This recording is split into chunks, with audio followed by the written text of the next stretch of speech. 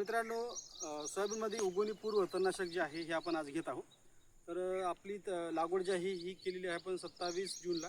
तर आज तारीख आहे 28 जून. तर आपण 48 तासाच्या आत त्याच्यामध्ये फवारा घेतलेला आहे. त्याच्यामध्ये आपण स्ट्रॉंग आर्म साधारण एका पुडीमध्ये आपण 8 ते 9 पंप केलेले आहेत. सोबत आपण घेतलेले आहे पॅराकॉट आपण 100 मिली घेतलेलं आहे. पॅराकॉट हे आपलं जे तण उगवलेलं आहे त्याला नष्ट करण्यासाठी, आणि स्ट्रॉंग आर्म जे आहे हे बीजनाशक म्हणून काम करेल. म्हणजे साधारण आपलं 30 ते 35 दिवस तणाचं जे नियंत्रण आहे ते आपलं चांगल्या पद्धतीने म्हणजे होण्यासाठी नक्कीच मदत होणार आहे.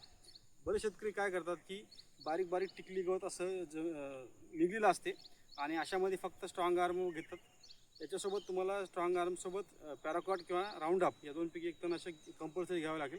कारण की तण जे आहे उगवलेलं हे 100% आपलं मोठं होणार आहे. त्याच्यामुळे आपल्या तणाचं नियंत्रण आहे हे लागवडीबरोबर 48 तासाच्या आत करणं गरजेचं आहे. बरेच शेतकरी असे सुद्धा करतात त्याच्यामध्ये की समजून घेत तण उगवलेलं आहे, सुरुवातीला राऊंड अप मारा, पुन्हा लागवडीबरोबर नंतर स्ट्रॉंग आर्म मारा. तर मित्रांनो, असं सुद्धा करता येते, परंतु डबल फवारणी करण्याची गरज नाही. आपण लागवडीबरोबर म्हणजे 48 तासाच्या आत, लागवडीनंतर 48 तासाच्या आत आपण दोन्हीचं कॉम्बिनेशन जर एकत्र केलं तरीसुद्धा आपल्याला 100% रिझल्ट जे आहे चांगल्या पद्धतीने मिळते.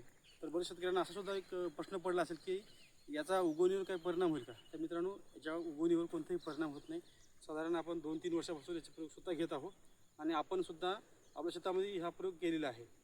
हा आपला आहे 27 तारखेचा एक प्लॉट. अजून एक आपला प्लॉट आहे साधारण 24 तारखेचा. तो प्लॉट आपण बाहेर गेल्यामुळे आपण तो व्हिडिओ शूट करू शकलो नाही. तर तो एक प्लॉट आपला आहे, त्याच्यामध्ये आपण तो फवारा जे आहे ते मधुर साहाय्याने घेतलेला आहे आपण. तर ह्याच्यामध्ये आपण आज फवारा घेतला, त्याच्यामध्ये 100% रिझल्ट हे आपल्याला मिळालेला आहे. तर तुम्हाला स्क्रीनवर तुम्ही बघू शकता त्या व्हिडिओमध्ये. तर हे फवारा आपण सकाळी घेतला आणि आपण आता जो व्हिडिओ करत आहोत तो आपण संध्याकाळी करत आहोत.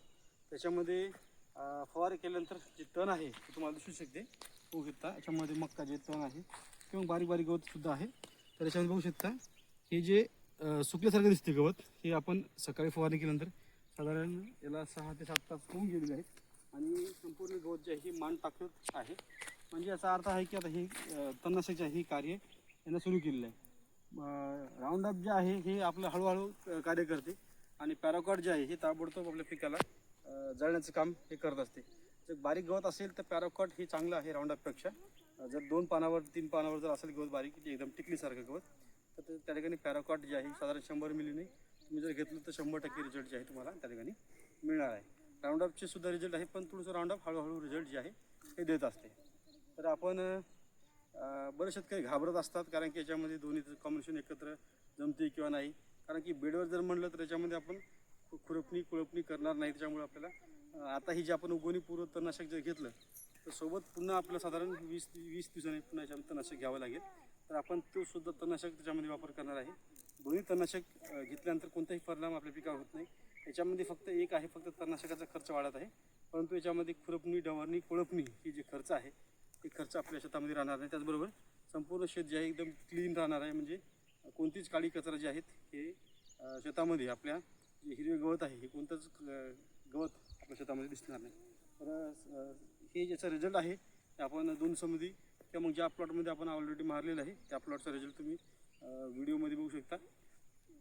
तर अशा पद्धतीने आपल्याला तणनाशकाचा रिझल्ट किंवा मग तणनाशक मारून आपल्या संपूर्ण नियंत्रण जे आहे सोयाबीनचं करायचं आहे.